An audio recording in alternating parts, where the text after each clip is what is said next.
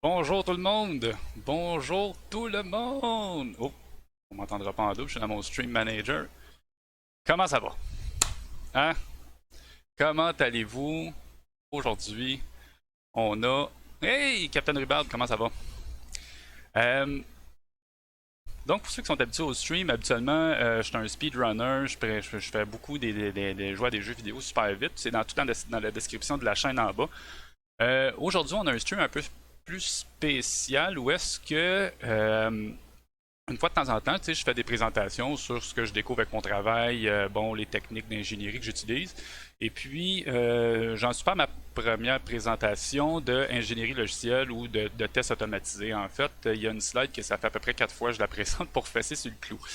Euh, dans l'âme de la speedrun, dans le fond, j'ai gardé un peu l'âme de la chaîne, fait que j'ai mis un petit live split avec un peu le pacing de la présentation qui va être là. C'est juste au-dessus du chat. Donc, ce qu'on va faire, là, je vais juste m'assurer, j'ai fait des tests, tout devrait bien marcher. Euh, Merci pour le host, Personator, en passant. Juste, ce que je vais vous dire d'avance, c'est que là, dans le mode présentation de même, pour éviter qu'on aille comme mes alertes habituelles qui dérangent la présentation, je les ai mis à mute. Mais je vois quand même les alertes qui passent. Donc, si je vous oublie, c'est pas par mauvaise volonté. Je vais tout parler de ça. Je vais tout vous dire merci en fin de stream. Donc, le but de la présentation aujourd'hui, c'est mieux vaut tard que jamais de reprendre confiance à votre codebase. Puis là, avant de commencer trop la présentation, je tiens à dire que par les joies du télétravail, ma blonde avec son clavier mécanique est à côté. Puis elle n'a pas de pause présentement. Fait que ça se peut que vous entendiez des petits clics-clics en arrière. Je m'excuse d'avance. J'ai essayé de mettre un noise gate, mais des fois il marche pas super bien. OK. Donc, comment allez-vous tout le monde? Merci d'être au rendez-vous. Je vois qu'on est déjà 39 de pluggés. C'est plus que je m'attendais en fait. Euh, c'est ça. Ce qu'on va faire, c'est que à 3, 2, 1, je vais partir mon timer pour qu'on ait le pacing. Puis là, je vais me mettre à parler super vite comme Captain Rhubarbe. Pour ceux qui le connaissent, je vais essayer d'aller quand même un bon pacing. Bonjour Popomit, comment ça va? Bonjour à tout le monde. Et on est parti. Clic, alright. And clunk. Donc, la présentation qui a pour titre Mieux vaut tard que jamais, c'est tout simplement, je cherchais un titre accrocheur et c'est pour expliciter qu'il n'y a jamais de mauvais moment pour commencer à faire des tests unitaires, commencer à prendre des bonnes pratiques de bien solidifier votre code base, dans le fond. Et puis, malgré que le projet, ça peut faire 10 ans qu'il roule, il vaut mieux commencer que juste pas en faire puis laisser ça à l'abandon. Et puis, dans le fond, reprendre confiance en votre code base, ben, ça vient du fait que d'augmenter la couverture de code pour faciliter le refactor va vous amener à avoir un fast feedback loop. Donc, vous allez savoir en modifiant du code, en roulant vos tests, si vous avez brisé quelque chose. Pour les érudits ou le monde qui sont au courant, ça, j'apprends rien à personne. Et puis, ben, ce qu'on veut éviter, c'est des tests manuels à cliquer dans l'écran pour voir si on a cassé quelque chose. C'est long, c'est plate, personne n'aime faire ça. Puis, personne n'aime faire ça. Puis, au final, c'est tellement un risque d'erreur quand il y a trop d'humains dans le processus impliqué. Donc, un peu pour moi. Donc, pour ceux qui connaissent Décapant 316, là, c'est là que c'est le moment où je dévoile ma vraie identité. Fait que bonjour, hi, hola. Je m'appelle Patrick Lavallée, je suis bachelier en ingénierie et puis je suis diplômé depuis 2 ans de l'École de technologie supérieure. Ça fait plus de 10 ans que je travaille dans le domaine de l'informatique, en programmation, et puis j'ai fait, moi, dans ma vie, beaucoup de SharePoint. J'ai fait beaucoup de solutions Microsoft 365, donc je suis un peu un hybride entre un dev Azure et puis un architecte de solutions Microsoft 365, qui d'ailleurs sont des services qui sont offerts par Nexus Innovation. On a nos centres d'expertise respectifs par rapport à ça. Euh, Présentement, j'ai un peu délaissé, moi, pour ma part, le côté Microsoft 365, et puis je me concentre un peu plus sur ce qui est, dans le fond, de l'administration Azure, du développement, etc. Euh, Avec les services Azure en conséquence. Je suis un grand fan d'automatisation. Pour ceux qui me connaissent, j'ai tout un petit script PowerShell qui roule quelque part qui me permet de pas travailler, mais de faire le travail par la machine. Euh, j'adore, j'adore j'adore le heavy metal, quelque chose de, je pense que c'est peut-être pas sain d'aimer ça à ce point-là. Je suis un joueur de bass moi-même.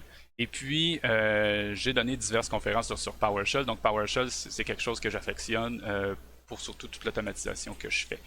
En bas, là, vous voyez en bas de l'écran, pardon, mon GitHub et puis la chaîne Twitch que vous êtes dessus. J'ai oublié de rajouter la chaîne YouTube, mais je pense que le bot, il va rajouter ça directement dans le chat au fur et à mesure que la conférence va avancer. Donc, ça, c'est ça pour moi. Maintenant, c'est le temps de fesser sur le clou. Un grand sage m'a déjà dit qu'il pour faire comprendre de l'information, il faut le répéter au moins 5 fois. Fait que là, je suis rendu à, je pense, 3 conférences que je donne. Trois conférences que je donne, dans le fond, qui parlent de ça. Et puis, c'est du code livré en production sans test. C'est déjà du code legacy. De sorte où est-ce que du code qui est livré, qui n'a pas été testé avec des tests unitaires, la logique vient à être moins comprise par les devs. Quand on rouvre le code 6 mois plus tard, on fait ça tout le temps pour nous.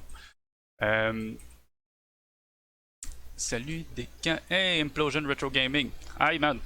Sorry, but the whole presentation is going to be in French, and unfortunately, it's not Castlevania. But I'm glad you're here, man. Stick around if you want to learn about software engineering. Donc, c'est ça. On écrit des tests pour documenter un système, pour être sûr qu'on veut favoriser le refactoring. Donc, le code d'utilisation qu'on va parler aujourd'hui, malheureusement, j'ai un peu anonymisé là, comment je pourrais dire ça, le domaine d'affaires de mon client. Il n'était pas à l'aise à ce qu'on le divulgue. S'il y a des gens dans le chat qui se rendent compte de qui que je parle, s'il vous plaît, on ne parle pas du client en tant que tel. Il est déjà assez fin qu'on puisse parler de sa plateforme sans qu'on puisse nécessairement là, montrer le domaine d'affaires. De toute façon, nous ici, c'est pas le domaine d'affaires qui nous intéresse, mais bien les techniques d'ingénierie ou de tests qu'on a mis en place, dans le fond, pour commencer à être capable de tester cette solution-là. C'est une solution, dans le fond, qui est un produit qui est Software as a Service et qui est bâti sur RavenDB. Ils ont présentement quelque chose comme une centaine de clients. Et puis, un client est égal à une database. Et puis là, c'est un client, dans le fond, qui désire de scaler sa plateforme. On va dire que le domaine d'affaires, c'est une manufacture de pâtes alimentaires. En fait, j'ai juste appelé ça client. Donc, c'est un peu ce qu'on va faire, en fait. Fait que là, après ça, on va aller, je vais vous présenter un peu l'état des lieux avec une mise en contexte. Et puis, ça, c'est mon cue pour mon split. Puis on est déjà en retard de mon estimé de 13 secondes. Donc, la joie de la speedrun. La mise en contexte. Dans le fond, c'est un projet sur lequel j'ai embarqué là, au mois de mai cette année. Non, reset pas. C'est no Reset Presentation. Donc, c'est l'état des lieux en date du 24 mai 2020. Qu'est-ce qui est arrivé? C'est que c'est un projet qui a été un peu délaissé, un peu. C'est une codebase qui est vieille de 5 ans. Ça a été bâti avec le patron CQRS en tête. C'est une solution qui est sur le framework .NET 4.6.1, donc pas tout à fait .NET Core. Et puis, comme je pourrais dire ça, le framework front-end, c'est du Knockout.js, mais c'est une saveur qui a été faite d'un framework maison, dans le fond, pour une single page app application. Ça a été fait dans ce sens-là. Et puis, présentement, on n'a pas le code source de ce framework-là. Donc, quand j'ai un problème avec le framework en question, faire, dans le fond, Stack Overflow, machin, ça me retourne comme rien. On peut pleurer, mais on peut penser à autre chose. L'implémentation de RavenDB pullule à grandeur l'application, notamment avec ce qu'on appelle des High Document Sessions, qui est ce qui nous permet d'ouvrir une connexion à la base de données, de créer une session, de faire des requêtes dessus. Il y en a à travers des extension méthodes, il y en a dans des contrôleurs, il y en a dans des command handlers. La logique de la base de données et d'accès direct aux données est un peu partout. Bien sûr, dans le fond, cette codebase-là est arrivé chez Nexus avec un transfert de connaissances qui est venu d'une autre compagnie. Donc, on dit transfert de connaissances, il y a un peu des principes qui se sont perdus, un peu la philosophie qui se sont perdus aussi. Donc, ce qui arrivait, c'est que il y avait un constat visuel de la part des développeurs qui travaillaient dessus que c'était de très faible qualité. On fait tout notre travail, dans le fond, on en a vu, on a passé, moi des fois je nous considère un peu comme des éboueurs virtuels. Donc, on passe à travers les égouts et on se rend compte que, bon, la qualité n'est pas là, mais comment est-ce qu'on peut expliquer ça à un client. Tu sais, comment qu'on peut y arriver en lui disant, regarde, ta code base, là, il y a la gangrène dedans. Mais sans avoir de métriques fiables à présenter, c'est un peu difficile de convaincre un client dans le fond, puis de dire que la situation est un petit peu grave. T'sais. Donc, où c'est que je m'en allais avec ça? Là, je check mes notes. C'est que ce que je m'en allais avec ça, dans le fond, c'est que l'état des lieux en date du 24 mai, c'est la première journée où est-ce qu'on a branché un outil qui s'appelle SonarCloud. Et puis SonarCloud permet de récolter des métriques sur le code afin de bâtir des dashboards. Donc le 24 mai, on branche SonarCloud puis on regarde ce qui se passe dans le fond. Fait que, pour présenter, on va avoir un screenshot de SonarCloud, mais SonarCloud analyse chaque ligne de code et permet de montrer des métriques dans le fond comme les codes smells, des enjeux de sécurité, code coverage, la duplication de code notamment. Donc il y a moyen de bâtir un peu une stratégie pour refactorer votre code. Puis moi, c'est ce qu'on a fait dans mon équipe. Dans le fond, c'est qu'on a branché ça. Fait que là, faites pas le saut, parce que la prochaine slide, moi je trouve qu'elle fait dans le dash. Qu'est-ce qu'il me fait là? Excusez, c'est pas la prochaine slide. La prochaine slide fait dans le dash, j'ai dit. Bon, excusez-moi. Donc, on a une code base qui fait 158 223 lignes de code. Et puis, ça, il y a 13 203 lignes de code dupliquées, qui représentent 8,5% de la code base de code. Quasiment 10% du code qui est écrit, c'est du code dupliqué, qui pourrait être refactoré d'une façon. On parle de 2860 code smells. Celui-là, il m'a fait capoter un peu la première fois que je l'ai vu. Et on parle de 37 jours 37 jours de correction là, de code, là, 37 jours à x24, là, 24 jours, 24 heures x 37 en fait. Et puis un constat de 8,8% de couverture de code. Fait que là, on se dit, ouais. Moi, ce que j'ai fait, c'est que je suis allé voir mon client avec ça. Là, tu sais, le monde te le dise. Là. Le monde te le dise que c'est pas correct, mais tu sais, là la preuve que ça marche pas bien ton affaire. Pas que ça marche pas bien, parce que fonctionnellement parlant, le système répondait bien. Mais les mises en production étaient difficiles. Des fois, les gens, les développeurs touchaient au code, ça brisait de quoi qu'on savait pas, dans le fond. Puis ça, c'est les problèmes, en fait, qu'on rencontre souvent quand il n'y a pas de test unitaire, c'est que les gens sont pas à l'aise de faire des modifications au code. Donc, ce qu'on a fait, c'est que la prochaine chose que je vais vous montrer, c'est ce qui a été fait. Et puis ça, c'est maintenant. Donc, ça, c'est un screenshot de SonarCloud où on voit la première section en haut, le Maintainability, où est-ce que, bon, 2800 code smell, une dette technique de 37 jours, fait que c'est 37 x 24, 12,5% de code coverage après 5 mois dans le fond, comme c'est quand même des gros efforts.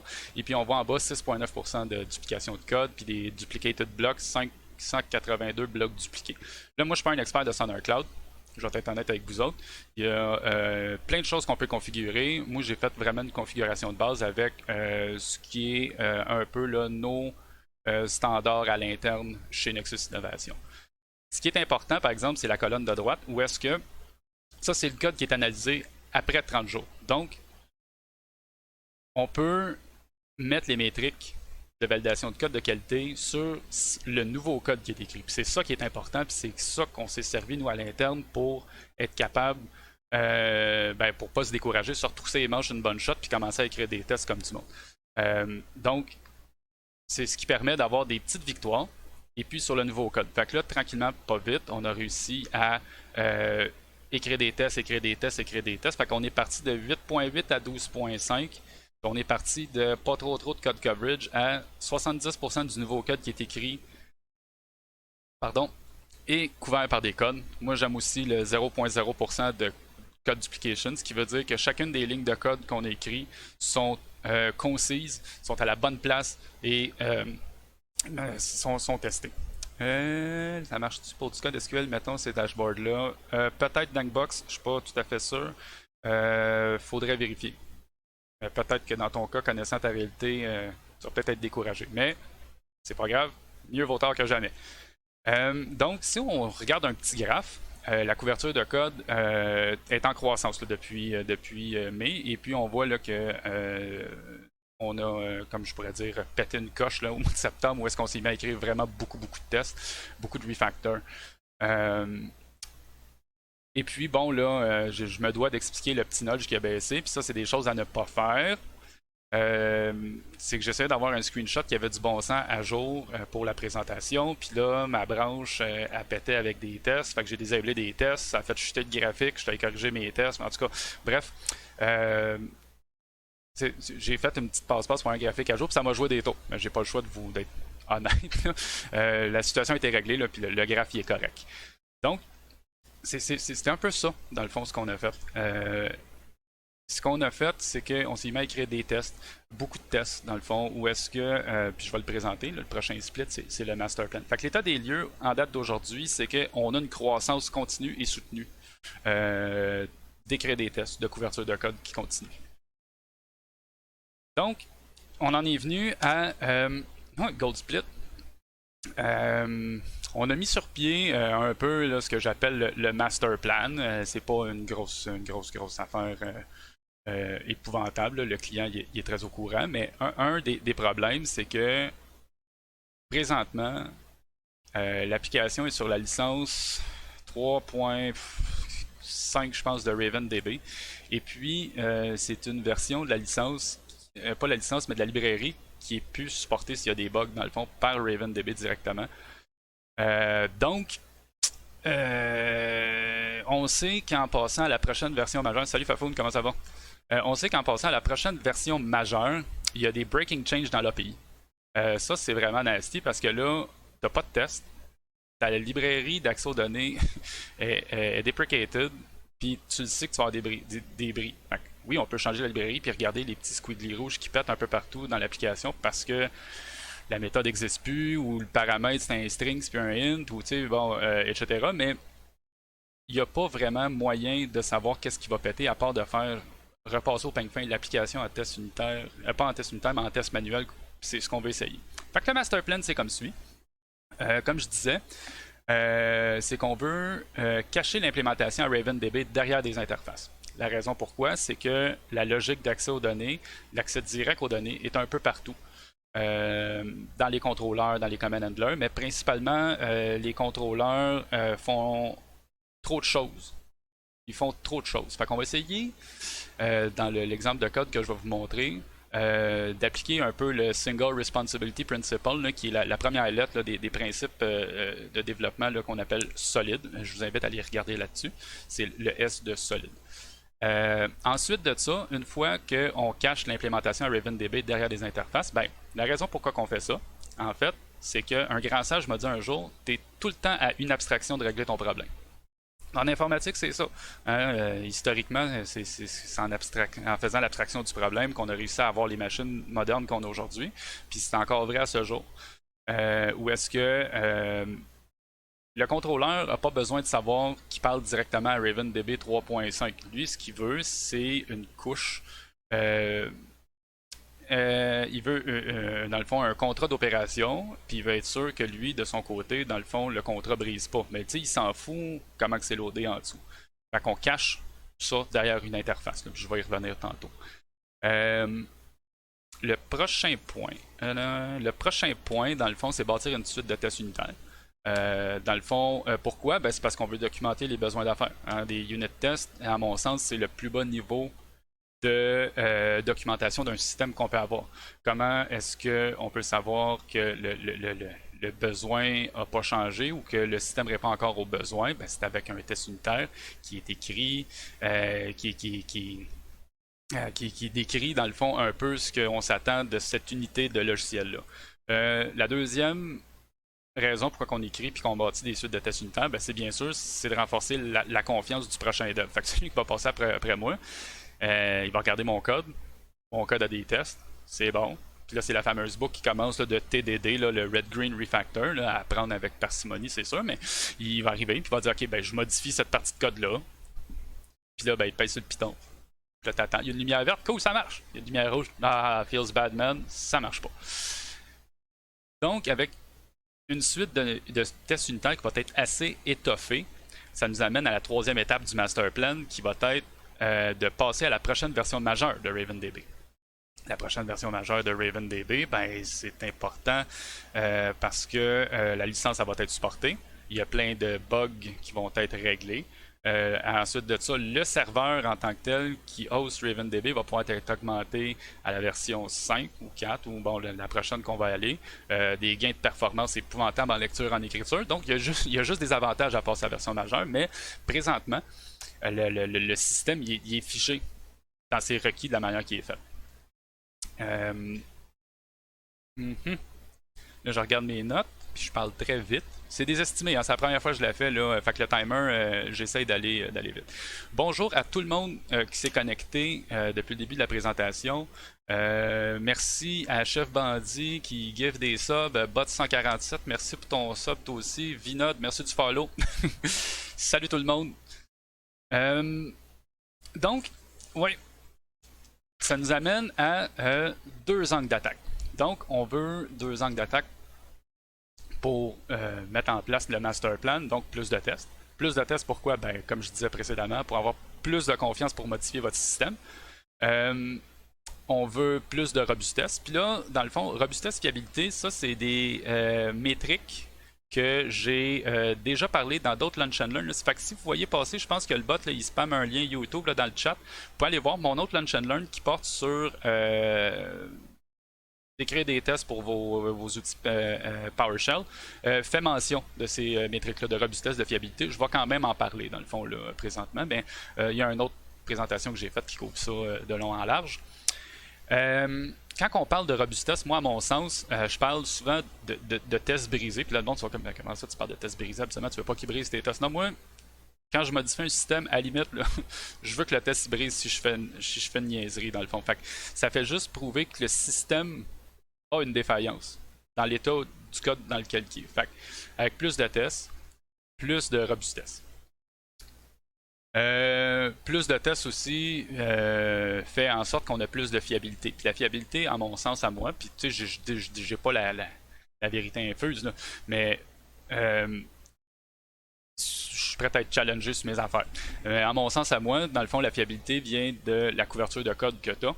Puis ce que ça représente, une couverture de code, où est-ce qu'on va chercher de la fiabilité avec ça, c'est juste que ça diminue les chances d'avoir une défectuosité qui est cachée d'une classe quelque part ou d'un module ou d'une. On essaye d'avoir plus de fiabilité. Fait que la robustesse pour des tests qui brisent, hopefully not. Plus de fiabilité pour avoir, dans le fond, plus de code coverage. Ça, c'est le premier angle d'attaque. Deuxième angle d'attaque, moins de code. Puis là, tous les programmeurs là, qui sont en train de regarder ça, ils sont comme ah ouais, moins de code, c'est sûr qu'on veut moins de code. Dans le fond, si on est capable de faire la même chose, le même behavior, mais avec moins de code, c'est parfait. T'sais, si on se rappelle, tantôt, j'avais une métrique de 13 000 lignes de code dupliquées. Ben, tu sais, ces 13 000 lignes-là, c'est quasiment du code mort. Dans le fond, c'est de la logique qu'il faut que j'aille modifier le système à 2 puis 3 places. Fait que s'il y a moins de code, moins de maintenance, moins de chances de briser des affaires, on est gagnant.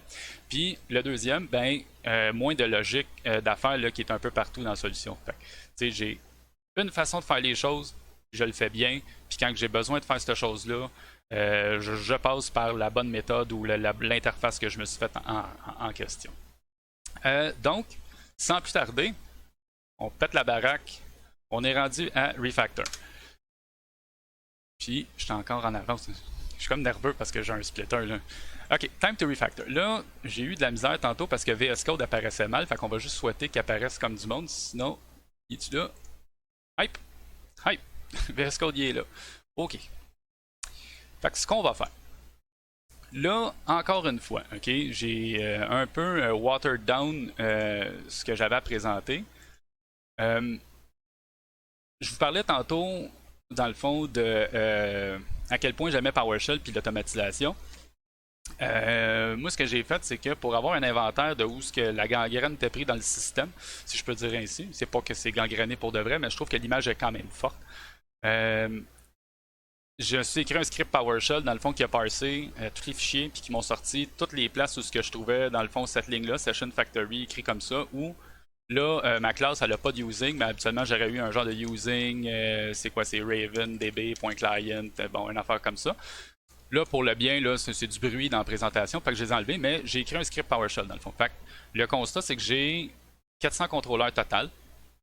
Puis là-dessus, il y en a 200 à 275, je pense, à Refactored. Fait que là, ça, c'est un de ceux que j'ai fait. Fait que fait qu'au lieu de parler du domaine d'affaires de mon client, ben justement, j'ai juste mis le mot client, qui est une entité d'affaires qu'on voit souvent dans des systèmes. On a des clients, les clients ont des propriétés à propos de ça. Donc, on se lance dans le refactor. Fait que moi, j'ouvre ça, puis il est lundi matin, puis là, je roule mon petit script, puis là, il me fait mon inventaire, puis je vois ça, moi, client detail controllers. Bon, qu'est-ce qu'on fait avec ça? Fait que déjà, moi, mon premier constat, je rentre ici, j'ai un Session Factory qui est injecté. Je trouve ça un peu bizarre. Des class managers de tout. Exactement dans la Tankbox. Donc, j'arrive ici, ok, là, j'ai un get. C'est bon, ça fait quoi? Oh, boy. Première affaire. Moi, je ne sais pas pour vous autres, mais moi, personnellement, je vois ça. Un using, j'ouvre une session vers la base de données. C'est-à-dire que j'ai une page web qui envoie une requête à un contrôleur, puis la première fois que le contrôleur fait, il ouvre une connexion sur la base de données. Explicitement, dans le fond. OK. Là, ça commence à être fatigant parce que si je veux faire des tests, ben là, il faut que j'aille le factory, il faut que je m'assure que la base de données a des données dedans. Si je fais un test in memory, sinon si je fais un test d'intégration, il faut que je m'assure que les tables de ma base de données sont bien populées pour un dataset qui est fiable. Puis là, je fais rien que tester mon contrôleur. On ne teste pas encore ce que le contrôleur fait. On teste juste l'accès aux données. Donc, ça fait beaucoup de choses, tu sais. Fait que là, on voit ici, là, j'ai un premier load ici, il va me chercher un client. Le client, il est nul. Bon, OK. Tourne un HTTP Action Result. Un autre forme. Parfait. Après ça, il fait quoi d'autre? OK. Ah, client, point, une méthode, passe la session. Fait que là, on peut supposer, sans même ouvrir la classe, que mon objet qui est ici définit une méthode qui a une dépendance directe, mon objet du domaine, qui a une dépendance directe sur un iSession Factory, un iDocument Session. Ça commence à... Moi, je cringe un peu. Là, on voit ici, bon, on peut supposer que le client, il y a des événements qui se passent pour lui. Il y a une collection d'événements. Ça load, il load. Puis en plus, pour tout ce qu'il load, il fait comme une traduction. OK. On valide ici. C'est bon, c'est-tu nul? Ça fait un bad request. OK, on continue. Méthode privée, avec encore une dépendance à session. On load un autre objet. OK, encore la même validation. Ça retourne le même message. Donc là, on commence à avoir déjà des if qui pourraient peut-être être mergés potentiellement. OK, on continue, on se décourage pas. On arrive ici, OK, bon, ça va chercher un setting quelconque. Parfait. Puis après ça, ici, pour chacune des événements dans son Event Collection, là, il est traduit. Mais je pensais qu'il est traduit en haut. OK. Bon. Donc là, ça commence à être déjà une page, une fonction qui fait plus sur une page d'écran. Oui, c'est ça. Puis je vous dis tout de suite d'avance, j'ai comme enlevé du code dans cette classe-là, là, parce qu'il y a des affaires que ça ne servait pas à grand-chose, mais cette classe-là ne fait pas 78 lignes, on en fait comme 230 habituellement. Donc, OK, on traduit, c'est bon, on fait un translate, puis là, on bâtit un DTO avec un new, c'est un objet anonyme, donc j'ai pas vraiment, tu sais, on tire pas profit du fait que j'ai un langage là, qui me permet d'être fortement typé avec des vraies classes et des affaires de même. OK, fait qu'ils ont construit. OK, on a un autre. OK, c'est bon, c'est bon. Puis là, on retourne à DTO en bas. OK. Fait que là, au moins, on parle d'un DTO. C'est correct. Fait qu'on a un objet du domaine. L'objet du domaine est transformé dans un Data Transfer Object. Le Data Transfer Object contient sûrement des propriétés qui ont été un peu streamlinées pour envoyer ça au front-end, ou est-ce que notre framework maison de Single Page App, lui, traite ça. Puis là, on descend en bas, puis qu'est-ce qu'on voit? Bon, là, on a une petite méthode statique, ça a une dépendance sur le iDocument Session. Il bâtit une liste de strings avec des clés, puis il retourne ça. OK. Bon. Parfait. Fait que là, dans le fond, ben, la première étape, ben, si on repense à notre master plan, c'est, ben, on se fait une interface. Fait que là, les namespaces, là, j'ai été comique un peu, là, c'est parce que mon père faisait la joke quand j'étais jeune, au lieu de dire mieux vaut tard que jamais, il disait vieux moteur que jamais ou vieux moteur qui jamais. Donc, moi, ça m'a fait rire, c'est un peu pour ça que le namespace s'appelle de même. Mais on peut supposer, dans le fond, que dans un projet de domaine ou quelque chose, là, puis là, les avis sont partagés là-dessus, mais moi, c'est la manière que j'ai procédé. J'ai mon interface au niveau de mon domaine, dans le fond, où est-ce que l'interface, elle, fait juste illustrer un contrat d'opération auquel un client repository devrait répondre.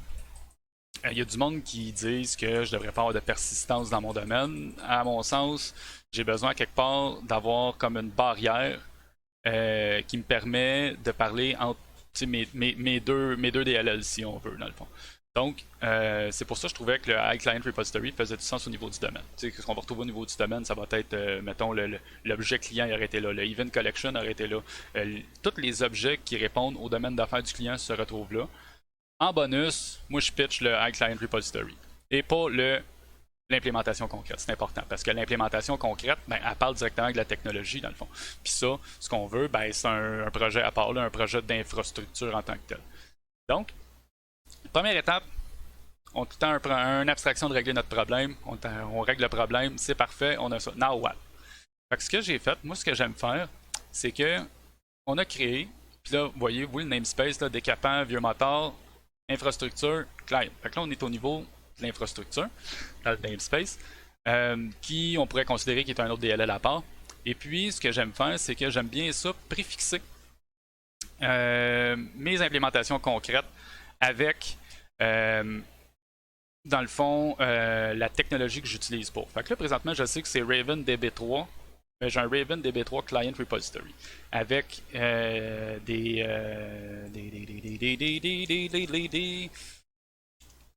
c'est ça. Avec, dans le fond, des techniques d'injection de dépendance.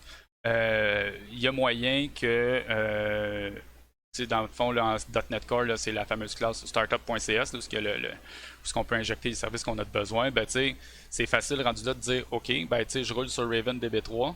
OK, on passe à Raven DB4. Ben, j'ai des affaires qui sont propres à ça dans une classe, dans le fond. Puis je trouve qu'au niveau du code, c'est plus explicite où est-ce que l'infrastructure parle directement, concrètement, avec de quoi qui est en dessous. T'sais. OK. Fait que le Session Factory qu'on avait dans le contrôleur, finalement, il s'en vient ici. Ah, on se fait injecter ça, on se fait injecter le Session Factory, et le Using, ça se trouve être la première classe de notre Get Details.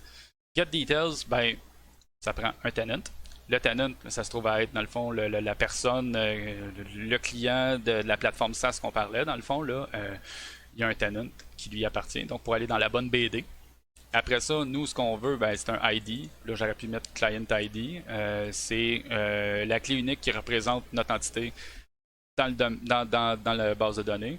Et puis, moi, ce que j'avais, dans le fond, sous la main, c'était que j'avais une dépendance forte sur un user, qu'on allait chercher la culture, puis tout le kit. Donc, je le passe ici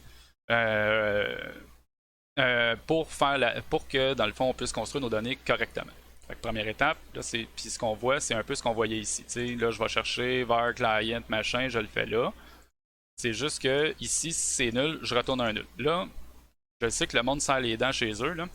Techniquement, je devrais faire quelque chose de plus intelligent que juste retourner un nul, parce que ça force à ce que je fasse la même vérification en double dans mon contrôleur. Gardez en tête que moi, j'avais un système qui était déjà en place, dans le fond. Fait que, quand on fait du refactoring, puis qu'on n'a pas de test en partant pour faire du refactoring, c'est un peu comme faire de la haute voltige, pas de filet, là, fait qu'on sait pas s'il va y avoir des effets de bord. Fait que j'ai essayé de garder un peu la cohérence initiale du système, mais tout en amenant tranquillement pas vite des tests unitaires, du refactoring, pour que le prochain qui passe va avoir la confiance de le faire. Faut tout le temps oublier qu'on essaye de reprendre confiance en notre codebase. Puis ça devient compliqué pour des projets qui sont de plus longue haleine.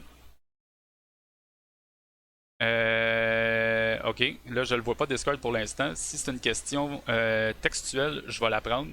Sinon, les questions dans Discord vocales, je les prends à la période de questions. Il y a quelque chose, il y a un split là, qui s'appelle QCM, c'est questions, commentaires, menaces. Je vous oublie pas. Donc, ok, fait que là ici, ben, le user il va aller chercher la culture string. Ok, c'est bon. La méthode getJournalRelated, bon, ben je l'ai ramené ici. C'est juste qu'au lieu de me faire une ligne qui me fait une nouvelle liste et compagnie, bon là je l'initialise direct. On pourrait même faire une expression avec ça au lieu, puis juste mettre une petite flèche au bout, puis enlever encore plus de bruit en enlevant les curly braces. Je sais pas si Oshinato il est dans le chat, là, mais si Oshinato il est dans le chat, c'est sûr et certain. Y a-t-il un hype train? J'ai pas vu s'il y avait un hype train, mais en tout cas, s'il y en a un, vous êtes hot en maudit.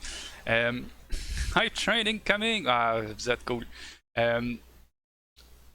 Donc, et voilà. Fait que là, on va chercher nos éléments de domaine, la document collection, c'est bon. Et puis ici, ben, j'aurais pas besoin de valider. Tu sais, on faisait un translation et compagnie. Ben, au lieu de tester s'il est nul ou pas, on prend le petit opérateur qui est connu en C Sharp. Là. Si vous le connaissiez pas, ça va valider que la collection, ça va regarder si la collection est nulle ou il regarde que l'objet précédent de votre affaire est nul ou pas avant d'appliquer ce qui arrive après. Donc, si la collection n'est pas nulle, c'est bon, on les traduit, puis là, on peut bâtir notre objet du domaine convenablement. Fait que ça, c'est ce qui est arrivé avec le repository qu'on a fait. Fait que ça, c'est de 1. Ça, c'est cool. On va saver, git commit et compagnie. Avec ça en tête, dans le fond, je vais vous présenter le refactor qu'on a fait avec le contrôleur. Fait qu'on part de ça, on a ça ici, puis ça descend jusqu'à 78 lignes. On arrive ici, puis ici, ça descend jusqu'à 39 lignes. Fait qu'on a déjà choppé la moitié de la classe. C'est quand même déjà bien. Là, sûrement que Dankbox est content parce qu'il y a moins de code à l'heure. Mais là, petit premier changement, le contrôleur, lui, il a juste besoin de parler avec un iClient Repository. Comment que la session s'ouvre à la base de données, comment que les données sont validées de la base de données qu'on va chercher, lui, c'est pas son problème. Fait qu'on s'en va plus un peu vers, comment je pourrais dire ça, là, vers le Single Responsibility Principles que je parlais tantôt. Donc, une classe devrait faire le plus souvent possible une affaire puis bien le faire. Dans le fond, dans notre cas, le contrôleur, lui, il reçoit une requête, il faut qu'il aille chercher, dans le fond, le détail d'un client. Ben, il va chercher le détail d'un client, puis après ça, il s'assure que le client il retourne de bon code HTTP selon ce qui est revenu de la base de données. Puis c'est un peu dans cette optique-là. On va chercher le détail. Parfait. Puis là, tout ce que mon contrôleur fait, ben, c'est vraiment juste des opérations. OK, ben là, regarde, je vais retourner un authorize parce que là, toi, tu n'as pas le droit de le voir. Il y a certaines des sécurités qui sont dans la base de données. Parfait. Je suis allé chercher le client qui est revenu, c'est le nul de tantôt qu'on parlait, là, je disais que c'était mauvais, ben c'est un peu mauvais, mais il revient, puis return not found.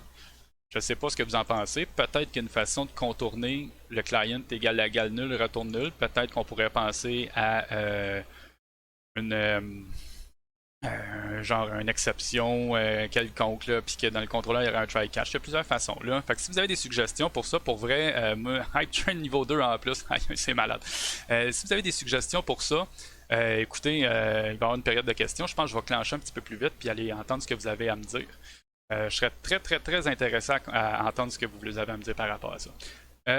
Donc, c'est un peu ça. Ici, j'ai mergé, dans le fond, les deux collections qu'on gardait à nul. J'ai mis un OU, fait que ça retourne un bad request. Fait que là, finalement, ce qu'on a, c'est pas 4 fois return this, 2 fois this, return this bad request, mais rien qu'une fois. On check le notarize, on check les cas.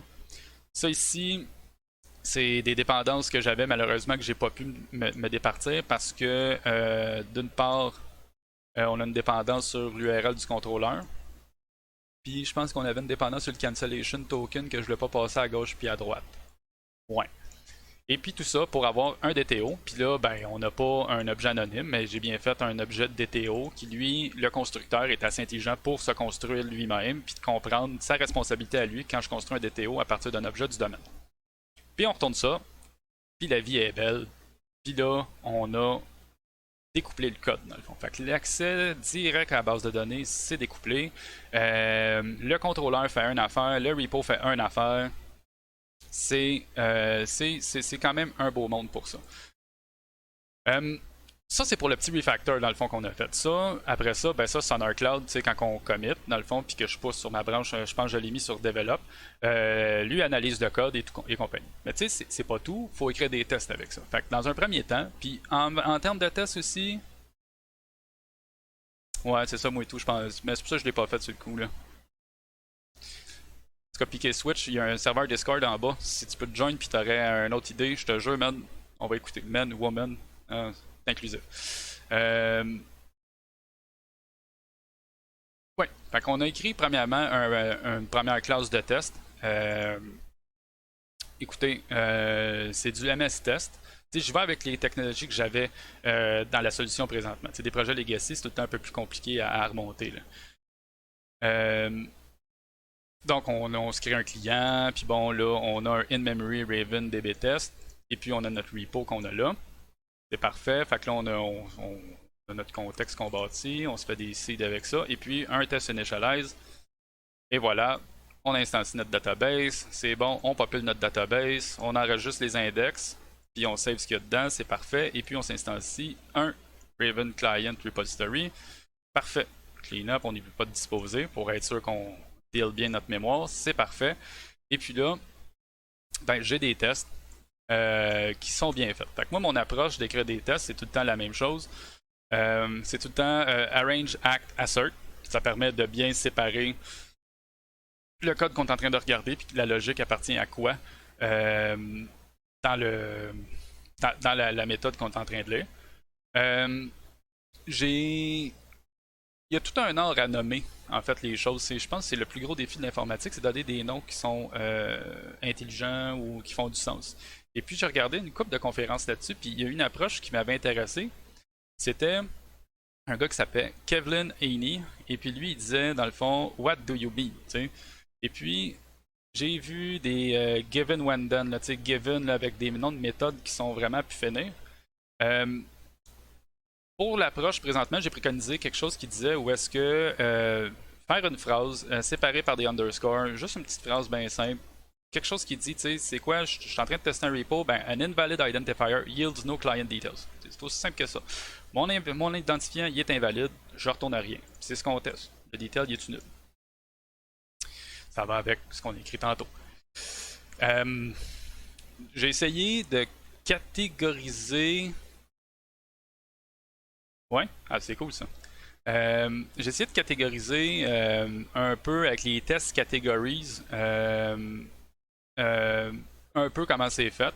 Là, les opinions sont divergentes. Moi, je suis parti avec la tangente de mettre une catégorie à qu'est-ce que ça teste.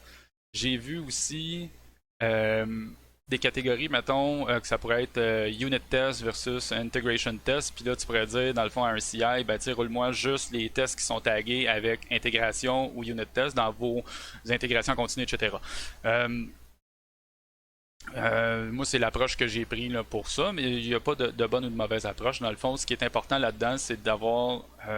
Moi, ce qui a été important pour moi, pour être capable de bien mesurer à quel point mon refactoring avance, c'était de voir les nombres de tests qui incrémentent pour ça. Même chose en bas ici, là, on a une petite méthode, an existing. C'est pas un grievance, c'est un.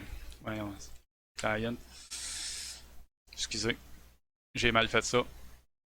Même chose, dans le fond, là, je vais chercher une chose ici. Je vais te répondre à ça tantôt, Dankbox. Je vais juste continuer la présentation un peu. Même chose ici, je vais chercher de quoi, puis là, je peux, dans le fond, tester le type de retour.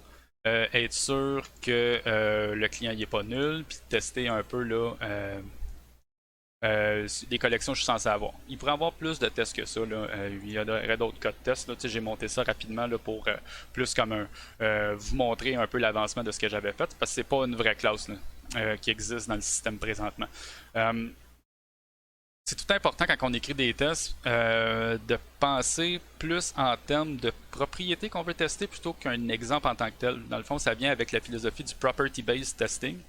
Ou est-ce que on veut tester quelque chose qui va être une propriété, un peu au sens mathématique qu'on pourrait dire, mais qui va être tout être vrai.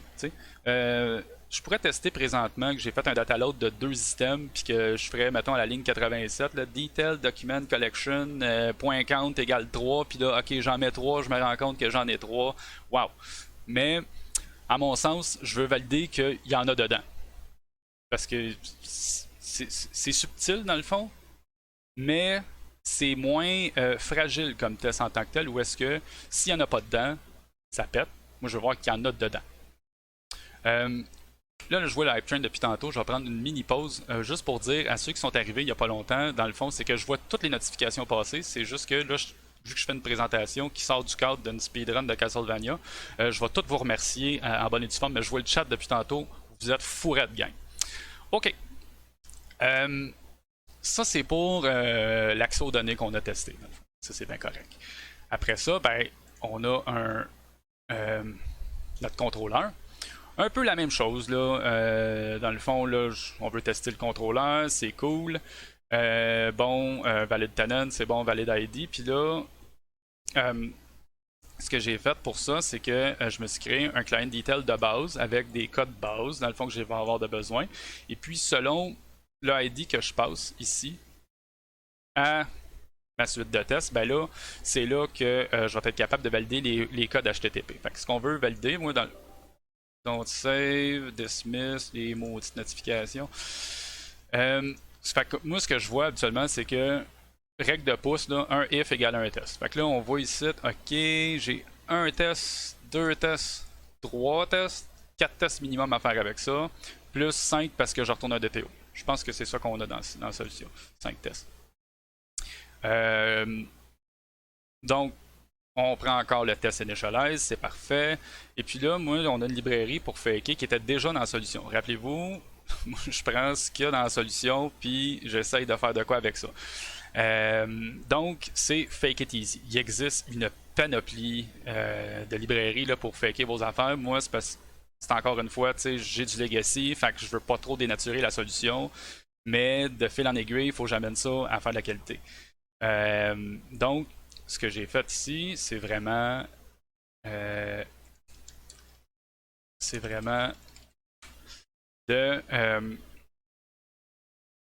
voyons, j'ai de la misère à parler. C'est vraiment, dans le fond, de bâtir avec les outils que j'avais. Fait qu'on va faire une coupe de calls, on va faker les calls dans un fake client repository. On va être capable de contrôler ce que le repository retourne, de sorte qu'on va être capable de placer l'état du contrôleur pour qu'il réponde ce à quoi qu'on s'entend qu'il réponde. J'ai comme vraiment fait ça, client. Ok. Donc, on part, comme tantôt, hein? Un invalid detail ID returns à 404 not found. Oups. Fait qu'on fait un get sur le contrôleur, puis là, tu sais, j'ai fait un not found ID. Fait que là, je le sais que dans le fond, j'ai un ID not found qui correspond à ma structure de données que je veux avoir et tout le kit. Fait qu'on peut tester ça. Fait que là, le not found, ben not found ici, ça retourne un nul. C'est bon, c'est pas super bon, mais ça retourne ça. Puis là, on s'attend à ça. Puis le nul, quand il est retourné, ben on le voit ici, un not found. Fait qu'on s'attend à ce qu'il vienne ici, fasse un appel. Ça, c'est le client repository a été faké. On contrôle ce qui se passe avec. Mais ça, ici, on le contrôle pas. Fait qu'on va voir que le code réagit comme du bon. Et puis, ben, c'est aussi simple que ça, les tests que j'ai faits, dans le fond, parce que ben, je teste convenablement ce que je veux. Dans le fond, je teste la seule responsabilité que mon contrôleur a, va chercher des données, puis retourne-moi le bon résultat que j'ai besoin. Fait on a le not found, le unauthorized, et puis moi, je drive ça. Je drive le show, dans le fond, avec des noms clairs d'ID. Puis dans ce cas-là, ben là, moi j'ai mis dans le fond des catégories de contrôleurs, mais j'ai mis des catégories pour des contrôleurs. Fait que moi dans ma solution, je vais avoir controllers, repositories, command handlers, j'ai des extension méthodes que je t'associe, mais ça sort du cadre de ce qu'on a. Fait qu'on voit les bons messages qui sont posés. Et puis pour le 200, ok, ben là il y a une petite passe supplémentaire, là, une petite passe de singe, où est-ce que on va chercher ce qu'on a, fait qu'on passe avec le valid ID, valid tenant, c'est correct, fait qu'on s'attend, en passant ça, à avoir une réponse favorable. Fait que là, ben, on va regarder, OK, c'est un OK Negotiated Content Result avec un Client Detail DTO. Après ça, on vérifie que le DTO y est retourné, puis que mon DTO est pas nul, parce qu'il n'est pas censé retourner un DTO nul. Et puis, ça, de ces deux côtés-là, ben, j'ai ma logique d'accès aux données directes qui est couverte. J'ai mon contrôleur qui est couvert. Puis là, j'ai réussi à faire, dans le fond, un peu de d'écrire des tests, de dissocier les choses. Puis je suis un pas de plus près vers le master plan qu'on parlait tantôt. Et c'est pas mal ça ce que j'avais à présenter. C'est un peu ce que ça fait les 6 derniers mois que je suis en train de faire, dans le fond, de travailler ben fort là-dessus. Peux-tu faire ça? Peux-tu faire ça? On fait ça. C'est survenu? Yes, sir. Et voilà. Et puis ça. Oh, là j'ai modifié de quoi là? Peut-être l'overlay est un peu pété. Ok. On arrive à mon bout préféré. Où est-ce que c'est questions, commentaires, menaces. Donc, là, je vais prendre le temps que j'ai vraiment pour remercier tout le monde. Là, je vois qu'il y a un hype train de là-bas. Ok. Merci. Ok, merci. Chef Ban. Ok, fait que là, Vinod Binou, merci pour ton follow. Bots, merci pour ton resub. Let's go speedrun ta présentation comme Capitaine Rubarbe. Yes, Sir Miller. Chef Bandit, merci pour le gift sub à 5vet. PK Switch, merci du follow. t'as l'air d'avoir des commentaires très pertinents. Bots147, merci pour le gift sub à Captain Ribarb, Chef Bandit, merci pour le gift sub à Slimsim. Bots, encore merci, le gift sub au cornet. Sangvet, merci pour le gift sub à Angus McFife. Ziggy, gift sub à Léomat, c'est ben smart. Laric007, merci pour ton sub. Arguino, merci pour le sub. Angus, merci pour ton follow. Harpo, 5 gift subs. Merci, c'est vraiment apprécié. Larix, merci pour le gift sub à Popomit. PK Switch, merci pour tes 100 bits. Puis, Balthazar, merci man, pour ton gift sub. Donc, là, la portion, si vous avez. Hey, Zarcia, comment ça va, man? Zarcia, qui est un ancien collègue avec qui j'ai travaillé. Chic type, vraiment, je m'ennuie de toi, man. Là, hein, y a-tu du monde qui sont dans Discord? Fait que je vais ouvrir Discord, je sais pas s'il y a du monde dans le lobby. Oui, dans le lobby, on a quelqu'un. Fait que là, je vais essayer quelque chose, ok? Puis moi, je suis pas vraiment pas bon avec Discord. Fait que je vais pas faire de name drop, là. J'aime pas ça, faire des name drop. Mais celui qui est dans le lobby, je t'amène en air. Oui, bonjour. Attends une minute. Yes, sir. Monsieur, dans le chat avec moi. Ça va, toi? On t'entend-tu bien?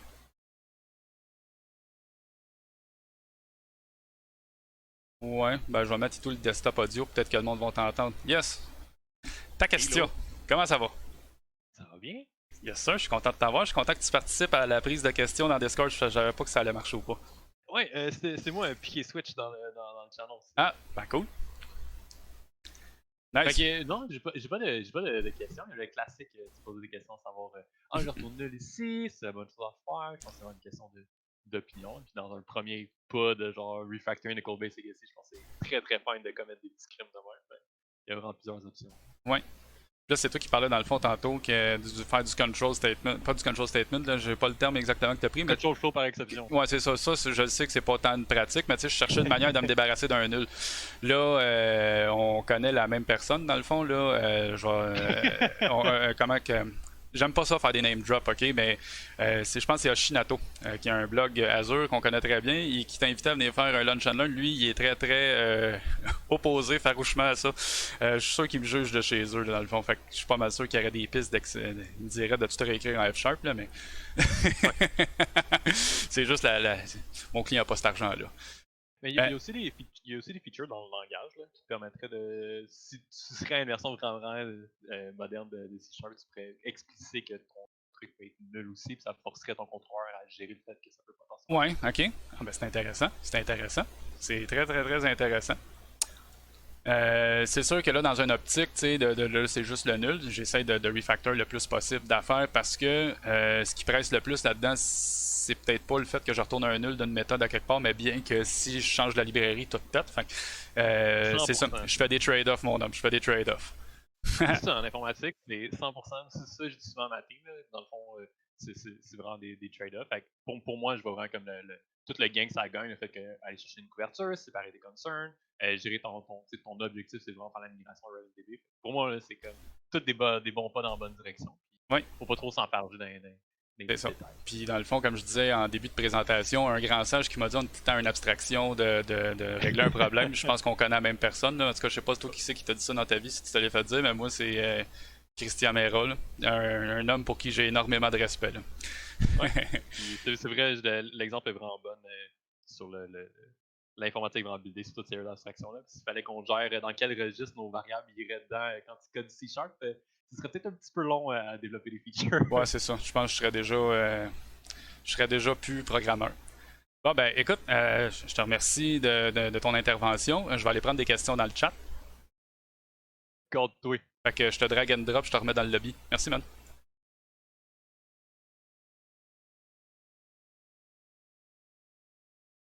OK. Ouais, c'est ça. J'ai fait trois name dropping, man. C'est bien correct.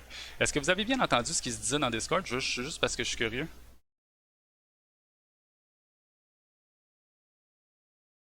OK. Est-ce que je sais que Dankbox t'a posé à peu près 1000 questions, mon homme, puis j'ai pas eu le temps de les voir toutes passer. Euh...